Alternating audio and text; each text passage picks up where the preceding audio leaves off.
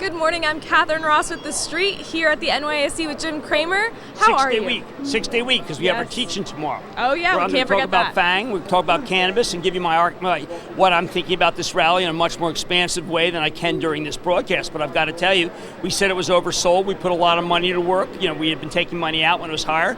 There's still some opportunities. We're documenting them, and please check your bulletins.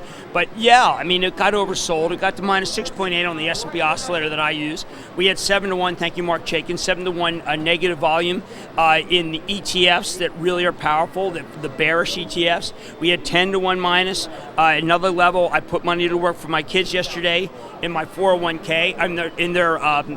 For their trusts. I try to make it so they can get some money in 35-40, and I had cash, and I put some money to work in the last dip.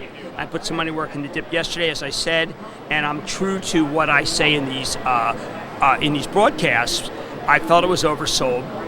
It doesn't mean it can't come down again if the Fed continues to do its lunacy, which is to say, listen, we need 3 rate hikes, we need to be neutral, which is exactly what they did in 2006-07. They didn't look at the evidence because they felt, what's more important than the evidence? The important thing in the evidence is to be true to our forecast. Now, as I've been saying, forecasts should change along with the facts. Jamie Dimon today gave us a whole new view, different from what he told me September 24th about trade issues and how they could derail the economy. On September 24th, he urged me not to be as concerned. He was more sanguine than I was. He's now joined me in these worries. That's a very significant change. We own J.P. Morgan for a charitable trust, not backing away at all. It was a magnificent quarter.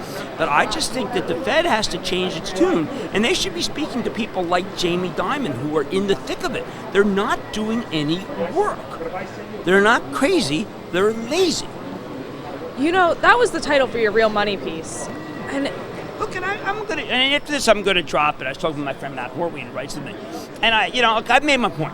This is not 2007. We don't have systemic risk. I've made my point. I don't have to beat him over the head like the president does. But I just thought that I had to point out what Jamie Dimon said, which is very in sync with what I've been saying.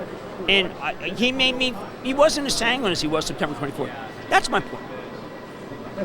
I want to talk a little bit about Activision and Activision Take Blizzard. Two. Yep, yeah. Activision Blizzard, because Piper Jaffray came out with a great note this morning. Zev's note.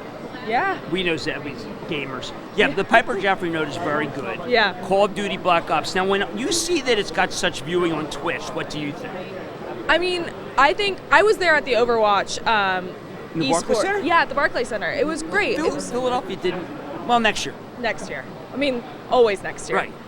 But it was really interesting because I think that esports is this whole new thing, and it's the last time I checked, it was up there with NFL viewing and all of that. Yeah, well, this was was crazy. 3 times what Fortnite is right now on Twitch, and that's how that went up. We've been saying that to buy Take-Two, and that's because Take-Two has a much better stable, I think, because Grand Theft Auto's got 5. The margins are amazing. Strauss-Zelnick is so brilliant, and Red Dead Redemption 2.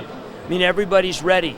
Yeah. Red Dead Redemption 2 took a very long time. It needed, by the way, the best NVIDIA chips. Now, I reiterate that I am a little concerned about NVIDIA and AMD. AMD because they wanted to take advantage of the Intel window. Intel does have a shortage.